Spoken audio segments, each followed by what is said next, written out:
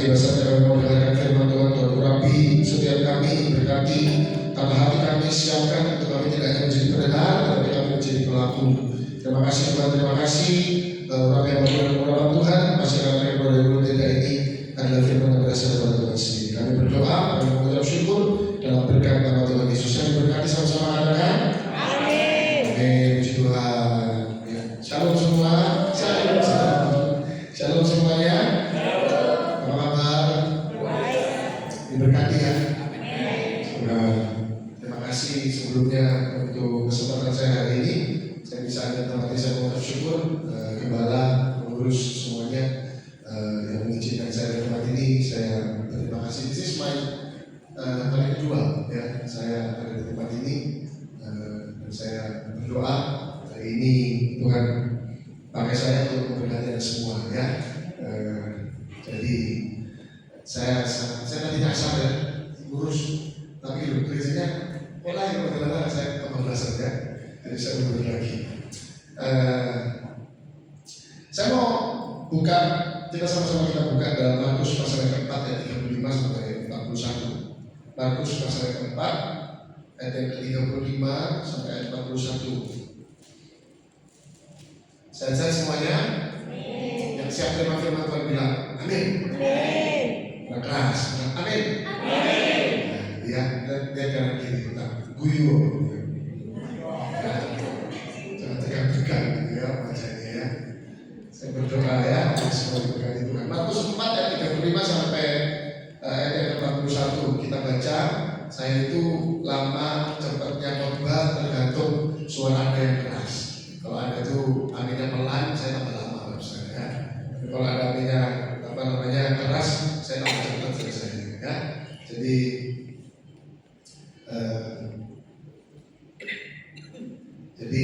aminnya yang keras ya. Coba kita baca sama-sama ayat 35 sampai ayat 41. 1, 2, 3. Pada hari itu, waktu hari sudah petang, Yesus berkata kepada mereka, apa? Marilah kita bertolak ke seberang. Mereka meninggalkan orang banyak itu lalu bertolak dan membawa Yesus beserta dengan mereka dalam perahu di mana Yesus telah duduk dan perahu-perahu lain juga menyertai dia. Ayat 37. Lalu memanggil taufan dengan sangat dahsyat dan ombak menyembur masuk dalam perahu sehingga perahu itu mulai penuh dengan air. Coba kita fokus ya 36 dulu. Mereka meninggalkan orang banyak itu lalu bertolak dan membawa Yesus beserta dengan mereka dalam perahu di mana Bapak Saudara, teman-teman semua, di mana Yesus telah duduk dan perahu-perahu lain juga menyertai dia. Gak ada yang salah sih sama ayat ini, tetapi sebenarnya ayat ini menggambarkan apa yang hari-hari ini manusia itu sedang kerjakan. Siapa yang hidup di dalam kehidupan ini minta supaya Tuhan sertai. Boleh anak-anak semuanya masih seperti itu ya. Tapi tanpa disadari seringkali kita itu hidup seperti ayat yang ke-36 ini.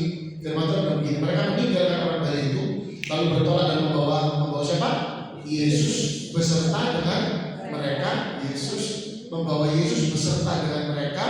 Lalu habis itu apa? Dalam perahu di mana Yesus telah duduk dan perahu-perahu lain yang juga kayaknya ada yang salah. Tetapi sebenarnya ini yang terjadi hari-hari ini, bahwa seringkali kita tak minta Tuhan yang beserta kita, tetapi kita minta justru apa? Justru supaya kita menyertai Tuhan. Kayaknya ini hal yang biasa, tetapi sebenarnya ini adalah kefatalan dalam kekristenan. Apa bentuk kita malah minta kita yang menyertai Yesus? Seringkali kita itu yang ngatur Tuhan. Saya itu punya teman waktu saya dulu dalam proses untuk saya harus mengenyam pendidikan teologi ya. Saya itu punya satu teman saya itu namanya itu Billy, tetapi depannya itu nama depannya dia itu Jabata. Lalu saya tanya, waktu kami duduk, saya bilang namamu itu Jabata itu kok agak aneh. Saya bilang, emang itu Jabata itu nama apa? Nama gabungan papa mama atau nama gabungan emak sama ngomongmu? Saya bilang.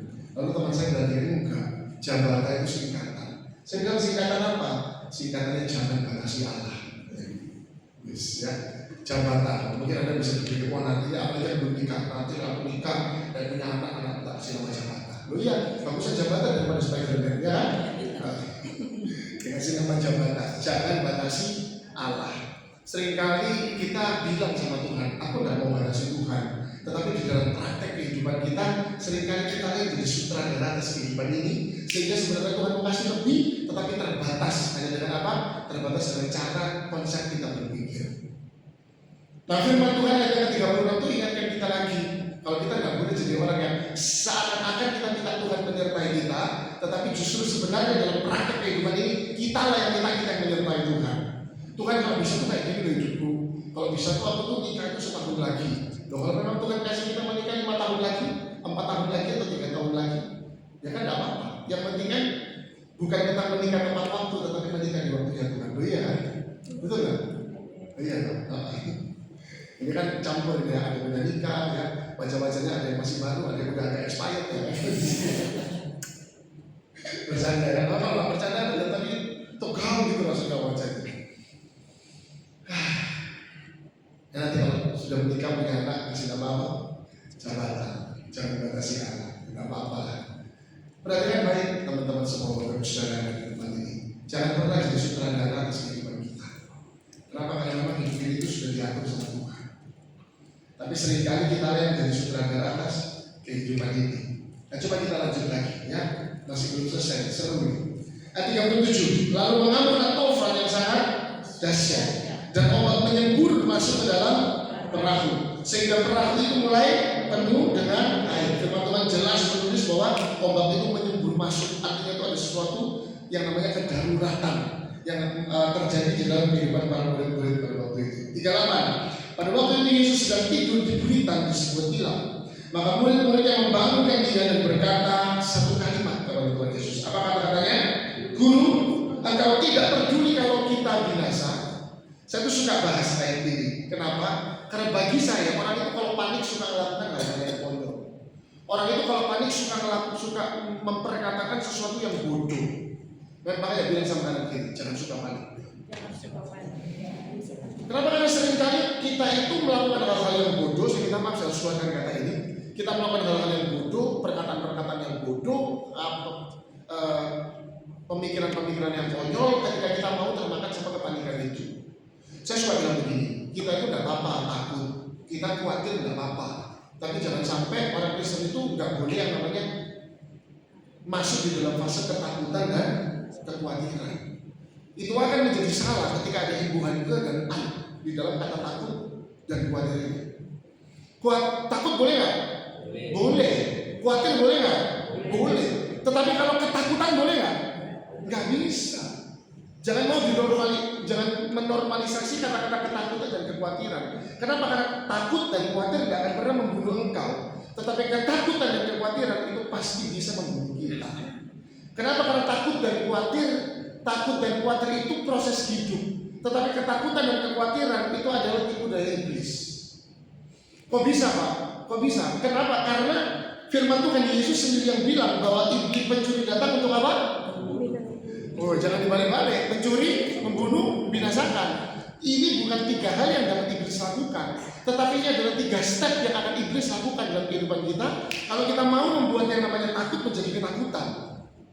Pak, apa maksudnya 3 step? Gini, ketika di dalam hidup ini kalau kita mau termakan sama tipu muslihat iblis, dari yang takut jadi ketakutan, dari yang khawatir jadi kekhawatiran, maka kita akan masuk di dalam sebuah fase yang di mana iblis itu mencuri damai sejahtera kita. Bilang sama-sama, mencuri damai sejahtera. Ini tipu muslihat. Makanya ada orang-orang yang bilang, aduh aku kok gak enak ya, perasaanku gak enak. Semua yang gak enak itu bukan berasal daripada Tuhan. Kalau engkau ikut Tuhan, harusnya gak ada yang gak enak di dalam diri kita. Bilang amin dulu dong. Jadi ketika keluar dari tempat ini, ingat, gak ada itu gak enak. Karena gak enak itu bukan produksi surga. Tuh ya kan? Tadi pujiannya semangat sekali.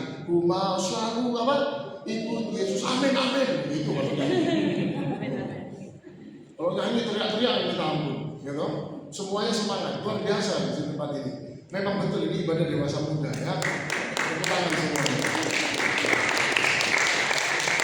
Walaupun yang datang itu campuran gitu ya, nggak cuma dewasa muda gitu. Tetapi semangatnya ada lebih daripada dewasa muda. Nah ini harus dipertahankan. Saya tuh suka pelayanan itu kalau semangatnya itu seperti ini, ya. Lalu ada lagi tempat kedua, saya tuh suka sekali melayani. Di mana? Di lapas. Orang itu lapas, penjara. Orang tuh kalau di penjara, kalau nyanyi itu semangat, serius. Padahal lagunya itu ya lagu lama, musiknya kadang ya cuma gitar sama teplek-teplek kacun gitu ya. Terus habis itu kuncinya lari kemana, nyanyinya kemana, kuncinya kemana, pukul-pukulannya yang kemana, tapi semangatnya itu luar biasa. Ya, dan saya lihat di tempat ini ada semua bersemangat dan bersukacita.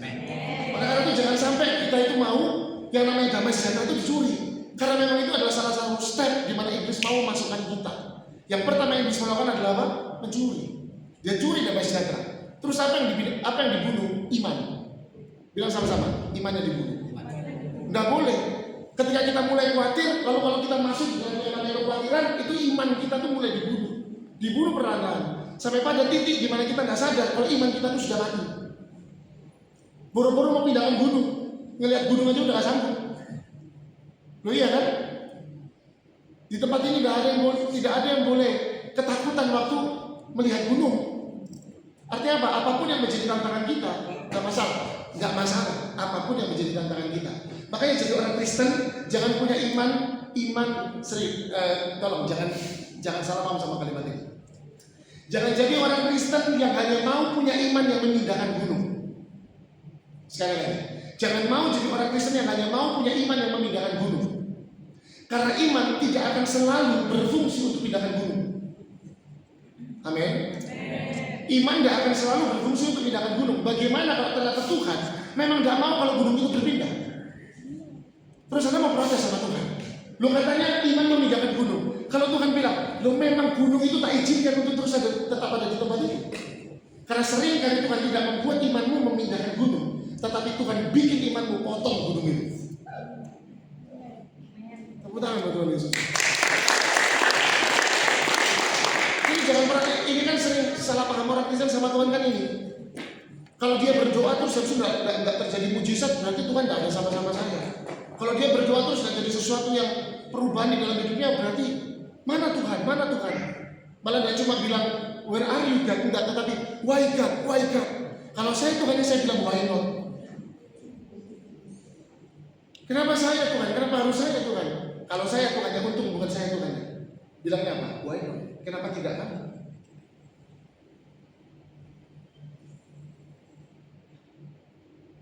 Siapa di sini yang mau dilihat oleh Tuhan sebagai prajurit-prajurit Allah? Anda sadar nggak ketika Anda tuh angkat tangan, sebenarnya Anda tuh sedang memasukkan diri kita, nilai diri kita itu masuk di satu kantong yang kantongnya itu sama dengan kantongnya Ayub. Ketika iblis datang kepada Tuhan, lalu Tuhan bilang begini, dari mana kamu iblis? Lalu iblis bilang apa? Habis muter-muter mengelilingi bumi. Betul kan itu kalimatnya? Lalu habis itu Tuhan bilang apa? Kamu udah lihat belum hambaku Ayub? Tadi kan saya tanya, siapa di sini yang mau jadi prajurit-prajuritnya Allah? Ada semua angkat tangan. Kalimat Tuhan bilang begini sama iblis, kamu lihat nggak hambaku Ayub? Iblis bilang, lihatlah. Siapa nggak lihat? Lalu Tuhan bilang, hambaku itu saleh, orangnya baik, takut Tuhan. Lalu iblis bilang apa? Ya jelas lah, karena pagarmu engkau taruh di sekelilingnya. Coba kalau misalnya engkau cabut pagarmu, belum tentu seperti itu. Lalu Tuhan bilang apa? Silakan, mulai hari ini apapun yang kamu melakukan sama Ayub, silakan. Tetapi jangan inginkan nyawanya. Kan itu kata-kata Tuhan. Betul. Artinya kan Ayub itu diperkenalkan Tuhan sebagai prajuritnya Allah, ya kan? Makanya dia didisplay, dipamerkan sama iblis. Bahkan ketika iblis bilang, jelaslah dia saleh, jelaslah dia takut engkau, wong pagarmu ada di sekeliling. Bahkan waktu iblis ngomong begitu pun, Tuhan bilang apa? Tak cabut pagarnya, tak cabut. Kenapa? Karena prajurit itu nggak membutuhkan pagar. Prajurit itu membuat pagar.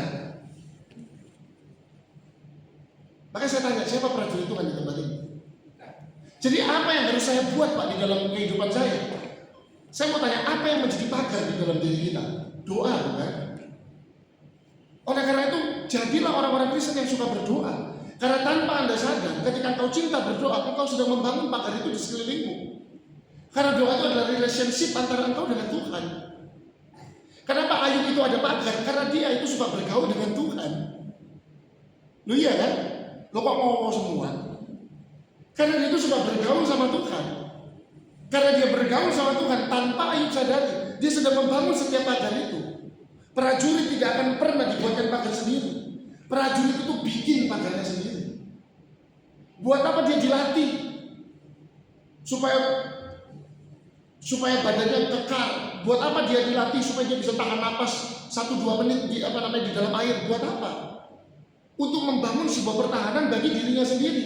Supaya ketika dia ada di dalam medan peperangan, nggak dikit-dikit begini takut helikopter kalau menjemput, enggak. Karena dia didesain untuk berdiri secara independen. Dan itu yang sebenarnya Tuhan ingin sedang bentuk di dalam diri Anda. Hari-hari ini banyak orang yang ketakutan. Banyak orang ketakutan. Seorang pengusaha datang sama saya dan bilang, Pak, aduh Pak, banyak doa ya Pak buat Indonesia. Saya bilang, kenapa? Ya sekarang itu jalan raya itu tambah sepi. Saya bingung, apa hubungannya banyak minta didoakan sama jalan raya tambah sepi? Perasaan tadi waktu saya ke tempat ini macet yang minta ampun. Lalu saya bilang gini, loh kok bisa? Iya Pak, sekarang banyak orang-orang gulung tikar. Saya bilang, ya, Ibu juga gulung tikar? Oh enggak Pak, ya enggak usah digulung tikarmu Bu, saya bilang. Kenapa Pak? Apa hubungannya didoakan sama gulung tikar? Maksud saya itu bangkrut Pak. Enggak usah ngomong kata-kata itu karena memang itu tidak didesain oleh Tuhan untuk kita. Kebangkrutan itu kan bukan produksi surga Bapak Ibu Saudara. Anda harus yakin dengan apa yang Tuhan sedang kerjakan di dalam hidup Anda. Merasa sendiri itu juga bukan produksi surga. Saya konseling sama satu orang, dia bilang gini, Pak doakan saya, karena saya ini hidup, saya bertumbuh di keluarga yang gak sehat. Saudara-saudara saya semuanya gak benar, dan salah satu dari keluarga adik saya itu suicide, bunuh diri. Lalu saya bilang, apa yang kamu ekspektasikan sama hidupmu? Supaya saya gak punya perasaan seperti adik saya. Saya bilang, loh kok bisa kok gak punya perasaan? Iya Pak, karena dia itu suka terbawa sama perasaan. Sehingga akhirnya membuat dia punya hubungan dan bergaul dengan orang-orang yang salah. Sebelum dia itu bunuh diri, dia lalu tulis, dia punya surat wasiat. Hari-hari ini, iblis membentuk dunia ini dengan segala ketakutan. Ada boleh takut, ada boleh khawatir, tetapi nggak boleh sampai masuk di dalam ketakutan dan kekhawatiran. Karena sekali lagi saya mau bilang itu bukan produksi surga. Amin Bapak Saudara, teman-teman semuanya, amin. Anda khawatir sama masa depanmu. Masa depanmu itu sudah diatur Tuhan. Katanya pujian itu bilang, I will not fear about tomorrow, katanya, because you already in it, katanya. Karena engkau sudah ada di sana. Aku nggak khawatir sama hari-hari ini.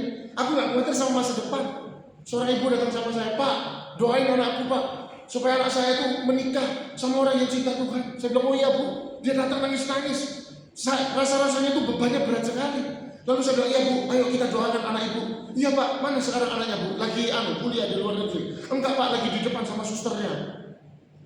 Hah? Maksudnya lagi di depan sama susternya? Anak saya umur 4 tahun Pak. Usia 4 tahun aku bodoh anak kalian. Kenapa? Karena kita terlalu dikuasai sama ketakutan dan kekhawatiran. Sehingga tanpa disadari sukacita kita itu dicuri. Tanpa disadari iman kita dibunuh. Pada akhirnya apa? Tubuhmu dibinasakan. Iblis datang untuk apa? Curi, bunuh. Oleh karena itu jangan sampai kita mau termakan sama namanya tipu muslihat iblis. Iblis selalu berusaha untuk membuat kita you are failed. Kamu gagal, kamu nggak bisa. Ada orang yang bilang begini, anak saya itu nggak bisa sukses Pak kalau gagal. Loh kenapa? Karena memang kami itu suatu keluarga tuh bergerak di pendidikan.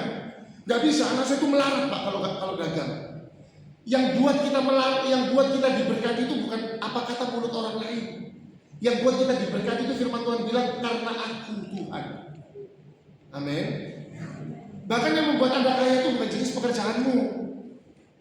Aku harus jadi direktur supaya aku tuh nanti jadi orang kaya. Siapa bilang jadi direktur jadi orang kaya?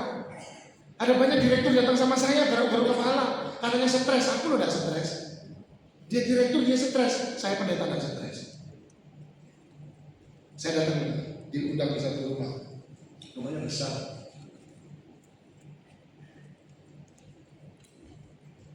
Ruang tamu itu satu rumah sendiri. Wih, saya masuk, wih, bagus rumahnya, besar sekali. Sofanya besar, ada jam yang besar-besar itu, terus besar. Terus habis itu saya mau duduk, barang lagi, Pak, jangan di sini Pak. Ayo pergi ke rumah keluarga.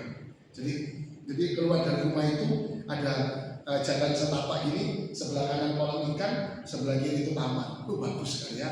Mungkin penciptanya lihat kebunku, dia akan lewat di rumah ini ya. Lihat kebunku dengan bunga. Terus habis saya masuk di sana, orangnya jalan sudah agak jauh. Saya masih pelan, soalnya saya lihat. Lalu bapaknya bilang, bapak tahu kaktus yang ada di sana? Iya pak, harganya berapa? Saya bilang, baik, pikir saya, yang rumah orang kaya kan mungkin tak mau 5.000, kan mungkin ya. Saya bilang 5 juta. Lalu orang itu ketawa. Lo berapa pak? 2M. Wih 2M ya. Ini kalau tak berikan kerupuk ini penuh ya, rumah saya harus 4 ya.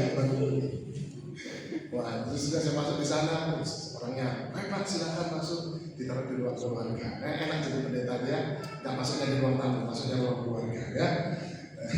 Terus waktu saya masuk di sana, terus bapaknya bilang gini, tunggu ya pak ya, ini yang jemput saya nih bukan pembantunya, yang jemput saya tuh langsung tuan rumahnya. Lalu dia bilang gini, tunggu ya pak ya, saya mau ke atas ke kamar sebentar. Iya, ada liftnya pak. Saya lihat dia masuk nih, lalu saya duduk di sofanya. Masuk memang ya, rumah orang kaya di sofanya itu memang terasa. Saya waktu masuk, waktu duduk, enak sekali. Masuknya tuh jauh gitu ya, masuk jauh sekali. Itu muka saya sama dengkul itu hampir ketemu, ya. Hampir ketemu, saking empuknya itu. Habis itu saya, kalau saya duduk gini, ya nyantai sedikit. Soalnya katanya tuan rumah bilang, anggap saja rumah sendiri ya. Saya waktu masuk saya sudah menganggap itu rumah sendiri ya. Terus saya masuk, saya duduk, saya lagi nyantai gini. Terus saya tuh, apa itu namanya? Saya tuh ngayal gitu ya, saya gitu Tuhan, oh ya pendeta tuh rumah kayak gini boleh lah Tuhan ya. Oh soal rumah kayak gini saya nggak boleh Tuhan, boleh lah Tuhan. Sama tuh ada orang gila, apa bapak ini takut jadi gila lalu dia bilang rumah ini buat bapak aja. Udah ada karuan yang di otak saya. Oh sementara saya lagi ngayal supaya saya seandainya saya jadi orang kaya itu tak tahu bapak itu udah di sebelah saya. Pak pendeta, oh iya pak, saya bilang. Ngapain pak? Masa saya mau bilang lagi ngayal pak? Nggak mungkin kan? Terus orang itu bilang ngapain pak? Nggak apa-apa pak, nggak apa-apa. Lagi mikirin ayat. Terus dia duduk lagi kursi yang kecil yang saya yang di tempat panjang yang kecil lalu habis itu dia lagi Pak Pendeta Chandra. Aduh, kenapa pak? Aduh, enaknya jadi bapak ini. Dia bilang sama saya, enaknya jadi bapak ini. Saya langsung keluar dari mimpi saya. Maksudnya apa? Saya tuh pingin pak jadi kayak Pak Pendeta. Saya dari tadi saya lagi ngayal jadi kayak bapak ini. Lah bapak ini kok ngayal jadi saya? Hampir saya mau bilang gini, Pak mau tukeran, ayo. Bapak di rumah saya di rumah bapak ya. Nah, bapak, itu rumah saya biasa lihat LED itu di gereja. Ini LED-nya dibawa di ruang tamu, ke ruang keluarga. Gede, sebelahnya ada TV, besar terus. Sampai saya pikir ini, jangan-jangan saudara yang punya Hartono ini mungkin saudara. Pokoknya besar sekali. Ternyata nih orang kaya mau jadi kayak saya. Di saat saya lagi merenung dan menghayal saya jadi kayak dia loh. Saya banyak ketemu orang-orang yang katanya orang kaya, katanya banyak duitnya, tetapi mereka tuh hidup sama depresi aja ini. Tapi saya lihat di tempat ini nggak ada tuh orang kaya depresi. Semuanya ini orang kaya yang suka cinta. Tepuk tangan buat kalian. Ini wajah-wajah 14 triliun ini. Iya, luar biasa ya. Luar biasa. Bilang sama kanan kiri, it's okay God. Makanya jangan mau dikuasai sama tipu muslihat iblis.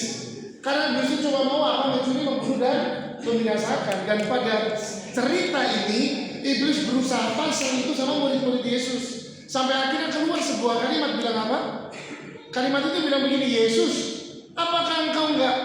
Coba ya, daripada nanti salah nanti ada saya yang diprotes. Guru, engkau tidak peduli kalau kita binasa? Pakai bahasa sekarang aja ya. Loh, guru, lah kita mati engkau gak peduli kan? Lo tahu enggak konyolnya apa? Makanya saya bilang orang-orang itu kalau panik itu sering mengeluarkan kalimat konyol. Loh sekarang gini loh teman-teman semua, bagus saudara. Kalau mereka bilang gini, engkau gak peduli kan kalau kita binasa?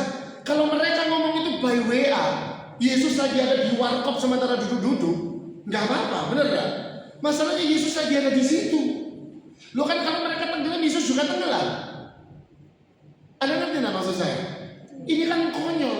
Kenapa bilang kok kamu nggak ngerti kan? Kamu nggak takut? Kamu memang mau kan kalau kita tuh binasa? Ngomong sama orang yang lagi bersama-sama dengan mereka pada saat itu. Makanya jangan sampai kita tuh dikuasai sama yang namanya ketakutan dan kekhawatiran. Suatu waktu mungkin 10 tahun lalu, waktu itu kami tinggalnya di apartemen. Nah, apartemen kami itu 31 lantai tower kami. Nah, waktu kan di sana satu waktu, biasanya memang setiap 1 bulan sekali atau sebulan 2 kali, itu memang ada yang namanya apa itu, ngetes alarm gitu loh. Itu kan harus dibunyikan, ya kan, memang harus supaya nggak rusak gitu. Jadi itu sekaligus bikin apa itu? Apa? Ya, simulasi, kan memang wajah-wajah pintar semua sih ya. Saya aja kalau pintarnya lali ya, kebanyakan beban hidup mungkin ya. Simulasi. Saya tuh waktu baru datang ke sini tuh, mau datang ke sini saya tuh akan ngomel sama pekerja saya, ya itu kan ya. Saya ngomel sesuatu hal yang sangat apa namanya, sangat remeh, sangat receh, tapi dia nggak bisa bikin. Saya ngomel dan saya bilang, tuh kamu tak kasih beban itu aja, kamu mau langsung gila kalau kamu saya kasih beban saya.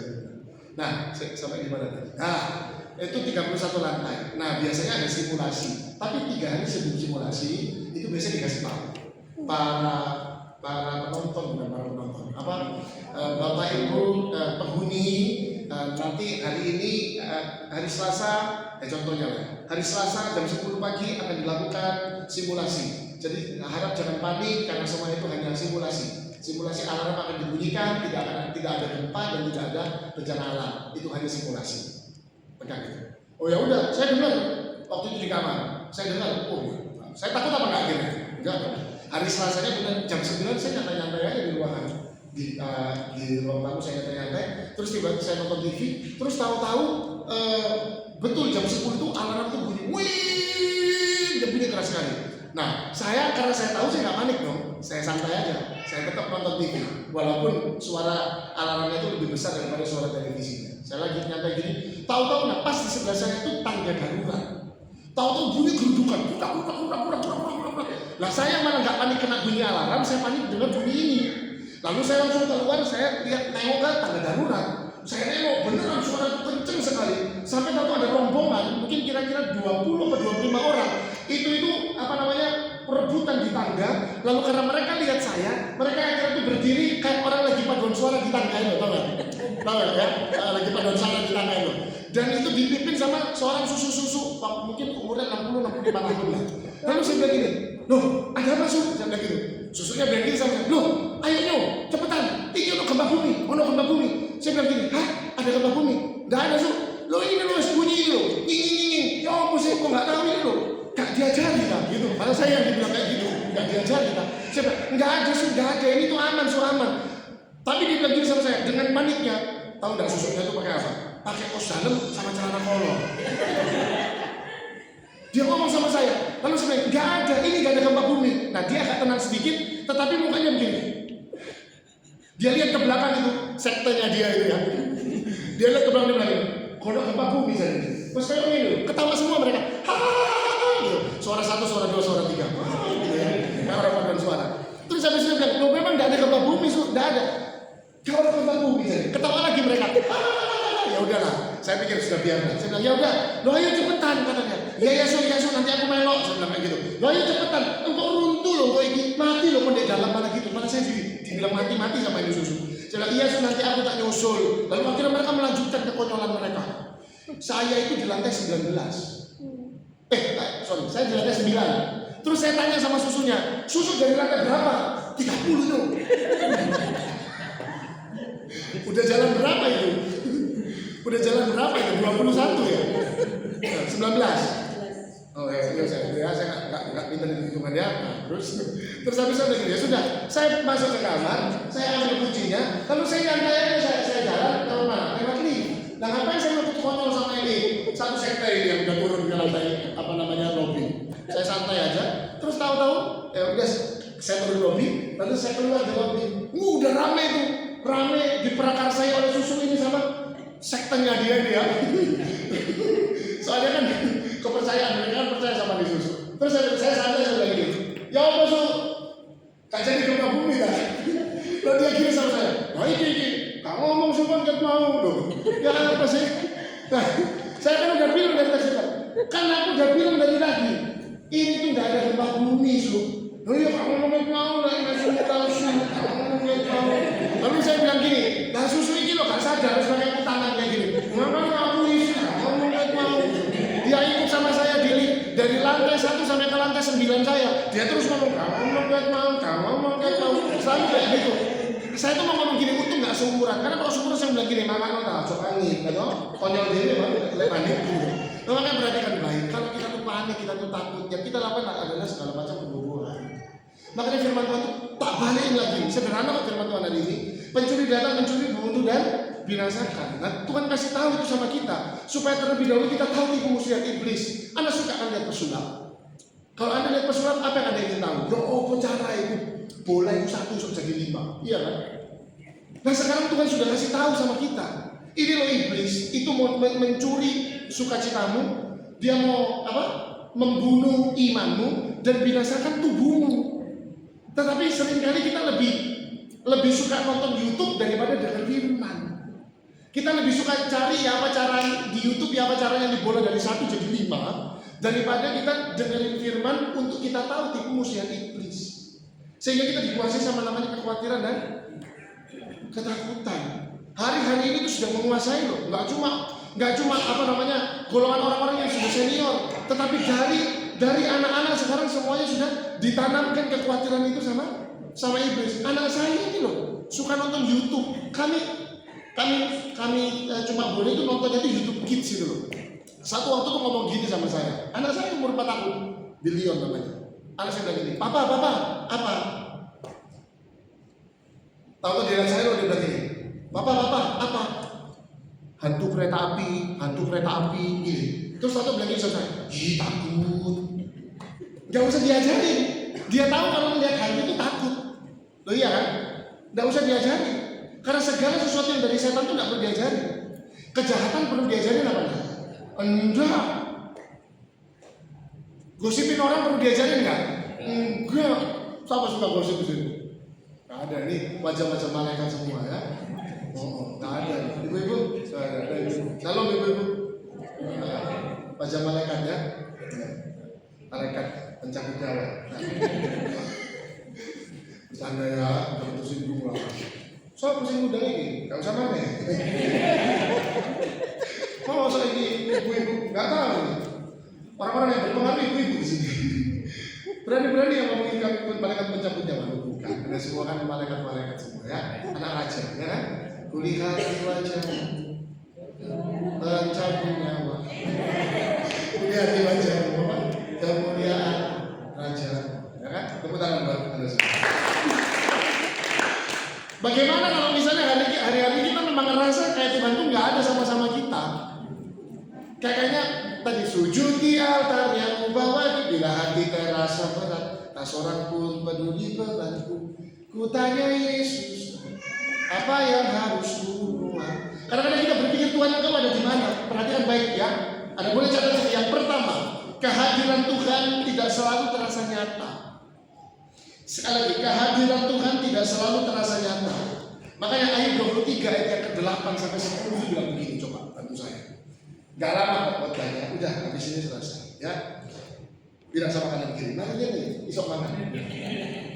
Ayub 23 ayat yang ke-8 sampai 10. Boleh bantu saya multimedia?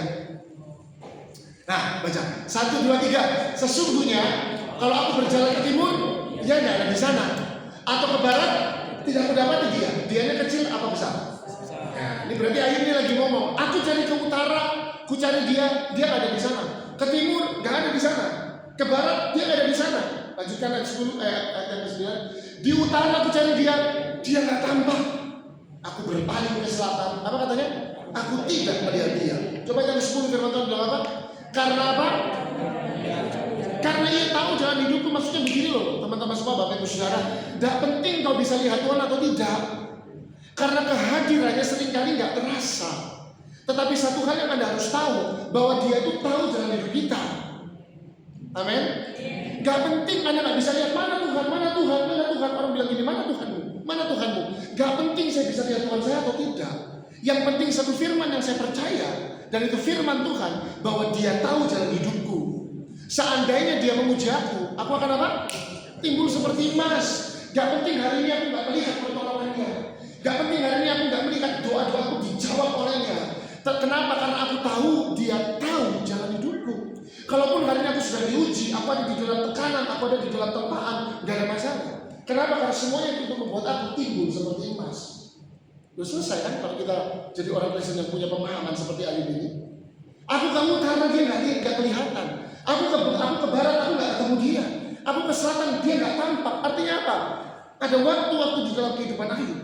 Ayub nggak bisa melihat dan merasakan penyertaan Tuhan. Tetapi seringkali hidup ini tuh tidak hanya bicara tentang penyertaan Tuhan. Kenapa? Karena Tuhan itu bukan hanya Allah yang menyertai, tetapi Dia adalah Allah yang tahu jalan hidup kita. Amin. Jadi kalaupun kelihatannya kita Tuhan tidak sama-sama dengan kita, percayalah Dia sudah mau dari kita untuk berjalan dengan kuasa sehingga kau dapat menyelesaikan kehidupanmu dengan kemenangan dan berkat yang daripada Tuhan. Saya punya pekerja 2 orang. Saya nggak bisa kalau setiap kali suruh mereka tuh saya bilang saya ikut kalian, betul nggak? Tapi saya bilang sama mereka, kamu pergi ke sana, antar barang ini ke sana, lalu ini saya kasih uang sama kamu. Saya kasih kamu 100.000, kamu isi bensin 30.000, habis itu kamu makan 30.000, nanti sisanya siapa tahu ada apa-apa di jalan. Kalau ada ban bocor dan sebagainya, kamu pakai sisanya. Saya tidak bersama-sama dengan mereka, tetapi kekuatan dan pengaruh saya kan ada bersama dengan mereka. Kenapa? Karena saya tahu jalannya mereka. Mereka mau kemana saya tahu. Saya tahu. Satu waktu istri saya pergi ke Bali. Waktu itu ada undangan ke sana. Terus istri saya itu perlu transportasi di sana.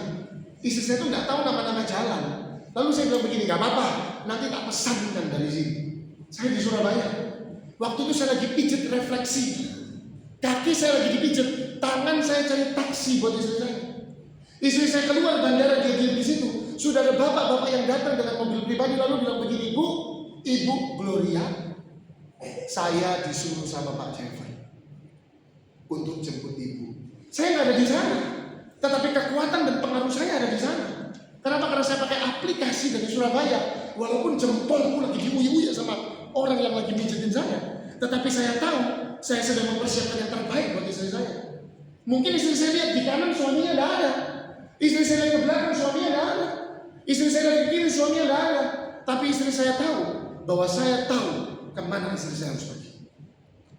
Istri saya bilang dari bandara aku harus ke hotel ini Pak. Oke siap.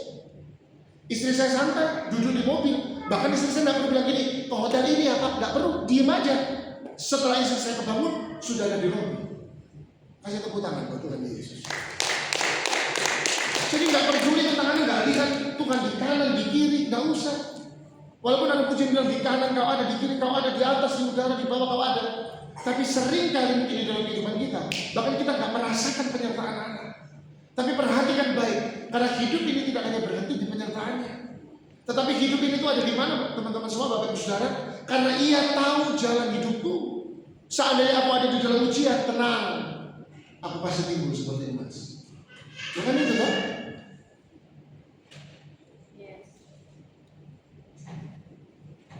Saya sedang bicara di depan orang-orang yang punya masa depan yang gemilang. Wah, aku umur 60, Pak. Loh, masa depan itu besok, masa depan itu lusa, masa depan itu minggu depan, itu masa depan. Anda tidak tahu kapan Tuhan perfectly akan memberkati Anda. Anda tidak tahu. Terlalu mudah Tuhan untuk memberkati kita. Hari ini mungkin kau nggak punya uang, tahu-tahu nanti jam 8 ada yang transfer Anda 10 miliar. Oh, kayak gini sini ambil aja. Dari tadi saya khotbah Rasulullah susah mikirin kata-kata. Saya udah berdoa sama Tuhan, tolong nih Tuhan, kayak ngantuk ini jemaat di Tuhan, tolong Tuhan. Nggak usah peduli dengan apa yang ada di kanan kiri Anda. Makanya ada pujian bilang, dari itu diadopsi dari firman Tuhan, meskipun 1000 rebah di kananku, berlaksa di kiriku, nggak apa-apa. Kenapa? Karena Tuhan tahu jalan hidupku. Anda tahu nggak? Kenapa Daud itu pergi berlari menghampiri Goliat? Baca ceritanya. Daud itu datang, dia pergi berlari menghampiri Goliat. Artinya apa? Mudah, tidak ada keraguan sama sekali. Tahu kenapa? Karena Daud tahu jalan hidup yang Tuhan taruh di dalam kehidupannya. Makanya firman Tuhan menulis dia adalah a person after him. Orang yang selalu ada di mata Tuhan. Kenapa? Karena sering kali dia nggak merasakan penyertaan Tuhan di kanan kirinya. Buktinya apa? Buktinya dia dikejar-kejar Saul. Ada waktunya dia harus menjadi dua adulam. Dia dikejar-kejar sama seluruh pasukan Israel. Tantangan dalam kehidupannya. Loh iya kan? Seakan-akan Tuhan tidak ada. Tetapi Daud adalah seseorang yang terlalu mengerti bahwa Tuhan itu yang pegang dalam hidupnya. Tuhan tahu goalnya Daud ini di mana. Makanya ketika dia menghadapi Goliat, dia tidak ada keraguan. Saya yakin sedikit pun di hatinya Daud tidak ada pemikiran mati ya Tuhan ini. Tahu kenapa? Karena dia percaya jalan hidup yang Tuhan kasih. Wong dia habis diurapi kok sama Samuel jadi raja. Makanya dia lari dengan keyakinan. Goliat bilang, anjingkah aku engkau datang sambil bawa tongkat? Daud bilang, aku datang dengan nama Tuhan walaupun kau datang dengan pedang. Hari-hari kan lagi, sudah beberapa waktu yang lalu film tentang David. Siapa yang udah nonton di sini? Gak ada yang nonton.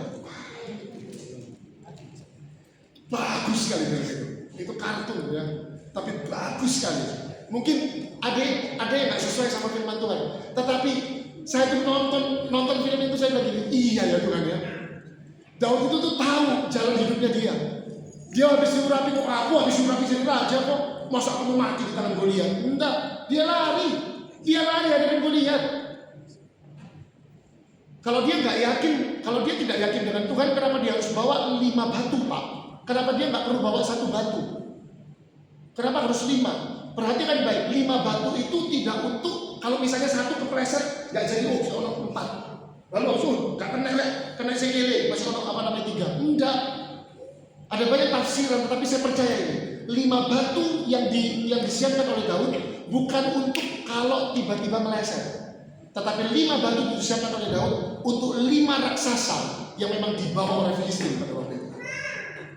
Karena memang Daud punya pemikiran dia tidak hanya akan menghancurkan Goliat, tetapi dia akan menghancurkan seluruh yang diperkirakan Filistin akan menghancurkan Israel. 5 raksasa yang dibawa oleh Filistin. Dan Daud memang sudah berencana untuk hancurkan mereka semua. Bunuh mereka semua dengan 5. Jadi perhatikan baik, kita tuh kekristenan itu mengenal yang namanya ketepatan. Karena Tuhan itu bekerja dalam hidup kita tuh dengan ketepatan. Amin. Jadi jangan pernah bilang begini sama Tuhan, ya moga-moga kamu diberkati, moga-moga itu punya teman kita yang sebelah. Kalau kita itu pasti. Amin. Dan ada moga-moga di Kristen. Waktu Yesus itu bilang begini, mungkin kalau ada malaikat berkomunikasi dengan Yesus, ya apa? Jadi kan disalib. Kalau Yesus bilang ya, moga-moga kampus kita semua ini. Di dalam Tuhan ada moga-moga. Di dalam Tuhan Yesus itu ada yang pasti. Dan itu Tuhan taruh untukmu dan untukku. Tuhan Yesus.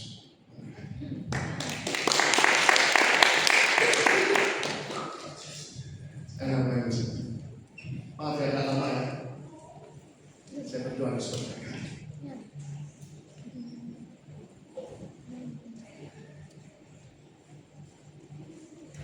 Mungkin hari ini kau merasa ketika kau berdoa kau merasa kosong.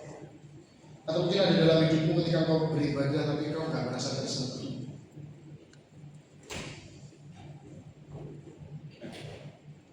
Atau mungkin ada pelayanan melayani Tuhan, tetapi merasa pelayanan itu seperti rutinitas. Perhatikan baik, Bapak Saudara dan teman-teman yang terlibat ini. Bukan berarti Tuhan itu tidak hadir. Karena Tuhan sedang mengajar kita berjalan tanpa bergantung pada perasaan. Amin. Ikut Tuhan itu tidak boleh pakai perasaan.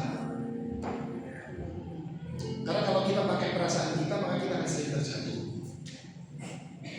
Sama ketika ada melayani juga tidak boleh pakai perasaan. Karena kalau kau melayani pakai perasaan, waktu manusia mengecewakan pelayanan, engkau dalam pelayanan, maka kau tidak akan mau melayani lagi. Kenapa maksud saya? Gak bisa.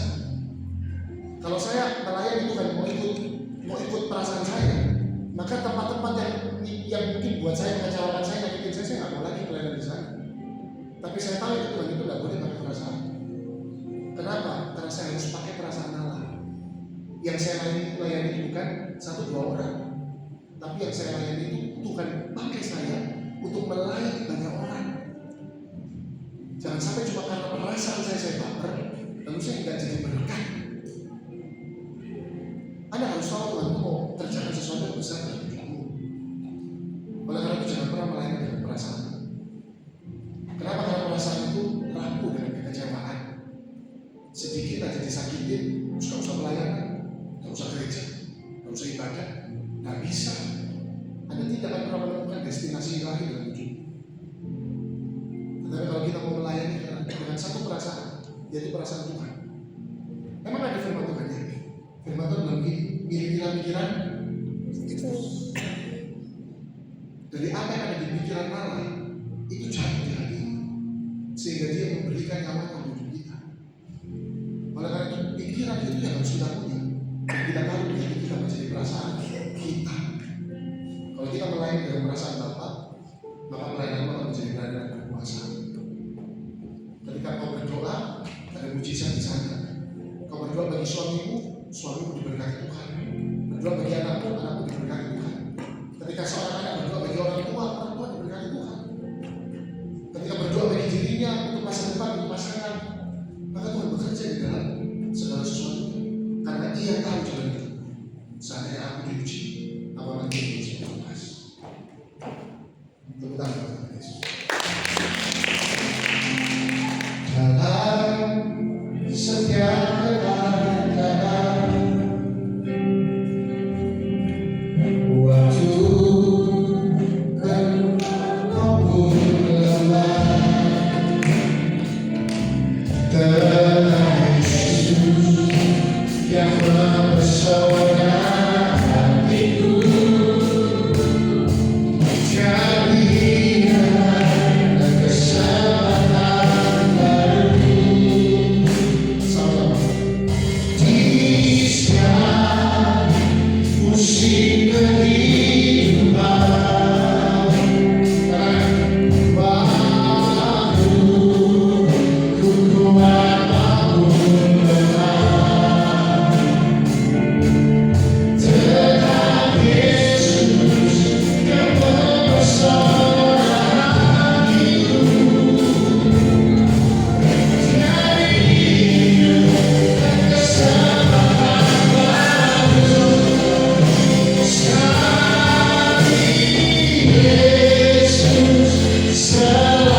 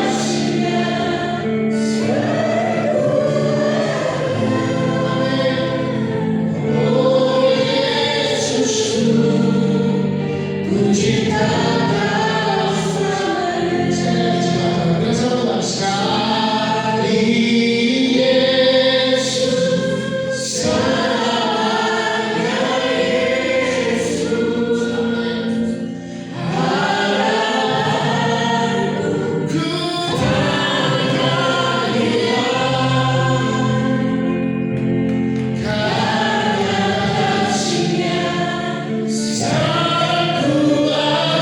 akan hilang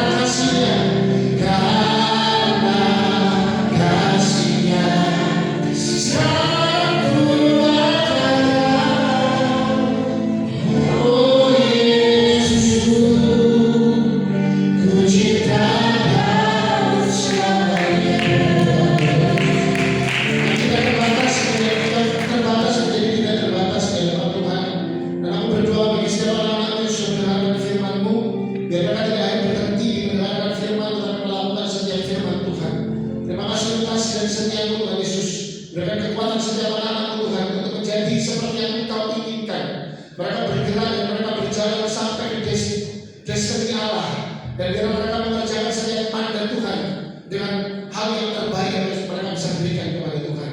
Hari ini kami diberkati dengan firman Tuhan dan Tuhan Yesus. Biar Tuhan yang memberkati setiap kami seterusnya. Tuhan yang menjamin kami lewat firman-Mu, dan pada akhirnya biar Engkau berkenan menjadi pembela kami. Terima kasih Tuhan. Di dalam berkat Tuhan Yesus kami mengucap syukur. Sekali Yesus,